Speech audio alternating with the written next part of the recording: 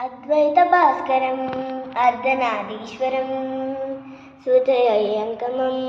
चतुरशिवशङ्करं पञ्चभूतात्मकं चक्षुतृनाशकं तत्त्वत्वरेश्वरम् अर्धसिद्धीश्वरं नवरकमनोहरं दशदिश सुविमलं मेकादशोज्वरं मेकनागेश्वरं प्रस्तुशिवशङ्करं प्रार्धजनतिङ्करं मूदुस्तदमयङ्करं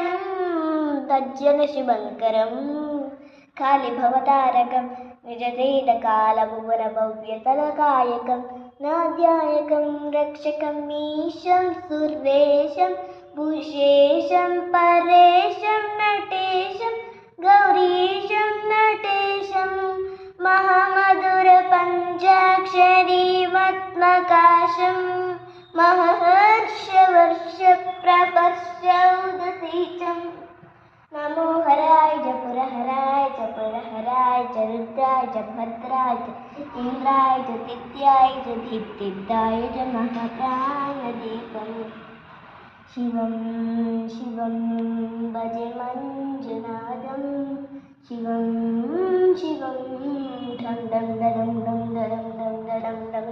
तद्दादिताण्डवकताण्डवानम्बरं तद्दिम्मितकदिम्मितिद्दिम्मितिकदिम्मि सङ्गीतसाहित्यशुभकमलनम्बरम् ओङ्कार शिङ्कार त्रीङ्कार ऐङ्कार मञ्जनीयाक्षरं मञ्जुनागेश्वरं ऋद्वेरकारं वरुद्वेरतेजं कामप्रदिधर्मप्रकाशं पुराणेतिहासं नदैतसूत्रं प्रपञ्चैतसूत्रं विबुद्धिङ्गदकारं वकारं विराटं विराटं विराटाटराटाटराटाटराटं महाकाशकारं महानीलकण्ठं महानन्ददण्डं